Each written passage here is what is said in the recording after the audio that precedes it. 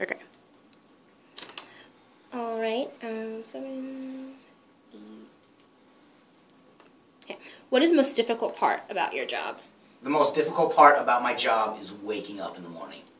That is the toughest part of my whole life. Because I love my sleep. I do. I love my sleep. On the weekends, I'll sleep. There's no alarm. I will sleep until 1 o'clock in the afternoon if I can. If I get unbothered, I will sleep. But so waking up is the toughest. As far as the toughest part of the job here,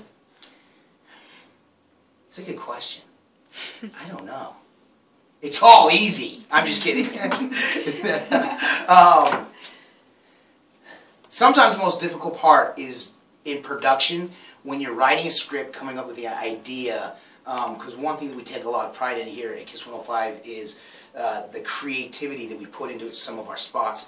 We've won awards for them, and so sometimes it's either coming up with the idea, or once you have the idea, making it happen for the theater of the mind, because that's what radio is.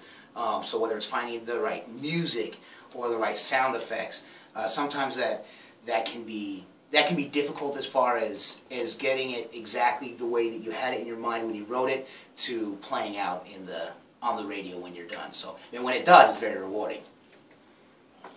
Okay.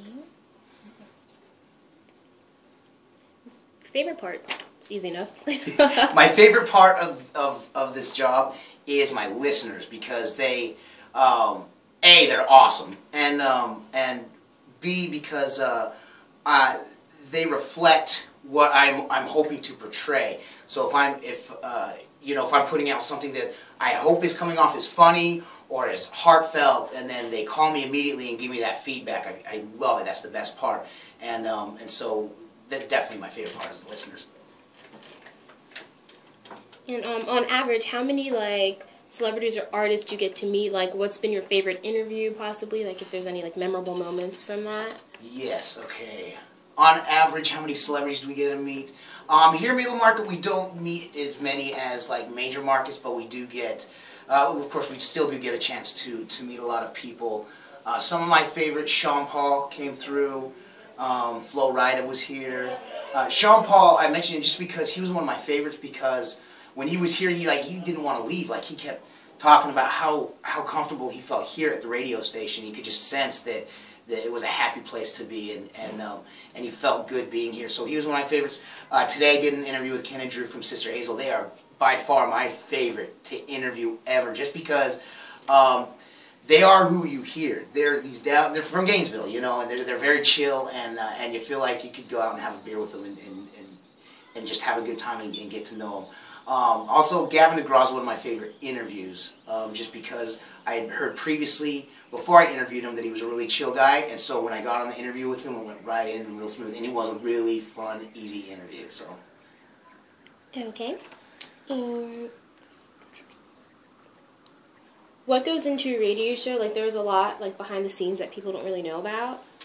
Is there a lot behind the scenes that people don't know about? Yes, that I wear my boxers every day. No, I'm just joking. Is there a lot that people... Yes, I have the sense that people have a sense that I just come and I do my show off the fly and then go home after the show. I wish it were that easy, but it's not. There's a lot of work and preparation that go into every show, whether it's coming up with a phone topic idea to coming up with another segment that I do is called the Kiss Comedy Moment, where I'll play a minute-long portion of a stand-up comic act, and I will try to pull that in to tie in with the show and the topic of the show and what I'm going to have listeners call in for. And then obviously when the listeners call, there's a lot of editing, and so there is a lot behind that obviously people don't know. But if it sounds like I'm having an easy time, like I am just winging it, then I feel like I'm doing a good job.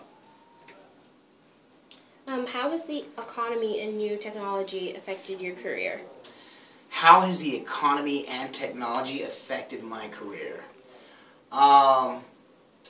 Working in radio, the economy, it can be pretty shaky, because when people are losing money in business, we do as well, because ultimately we are an advertising company. We're just a billboard for people to hear, and so when companies are losing business, they're not paying us to do their advertising. So Fortunately, with the times as tough as they've been, we've been able to stay afloat, and the owner of this company has done a really good job in doing that and maintaining. But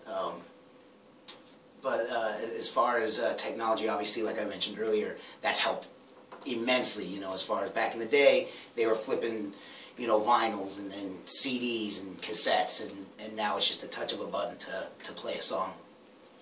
Awesome. And is there any advice you wish you could go back and tell yourself when you were first starting out, like things that you've learned throughout the years that you wish you knew? Is there advice that I would tell myself if I could go back from the years? Yes, of course there is. I think first of all would be, what would I tell myself?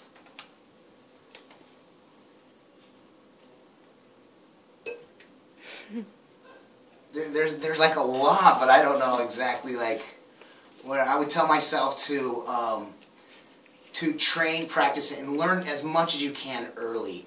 It was a long time before I started voicing commercials and then producing, simply because I didn't put myself in the studio enough. I did it at an okay pace, but the fact that it took me so years to get to a point where I'm as comfortable as I am, like voicing and producing spots, I sounded like I was reading for a really long time. And rather than taking that and trying to work on that craft, I just thought that I was bad at that. And then someone gave me a few pointers, and it changed, and now I just wish I would have applied myself more, having more confidence in myself. That's probably what I tell myself. Have confidence. You're here for a reason. You made it this far. Like I said, literally off the streets into the studio, you know, there's a reason. You know, you have the talent, and so have the confidence to go with that talent. That's awesome. Any other things you want to add? I feel like we didn't touch base on. No, it's a great interview. That was awesome. Sweet. And, go Gators. Go Gators.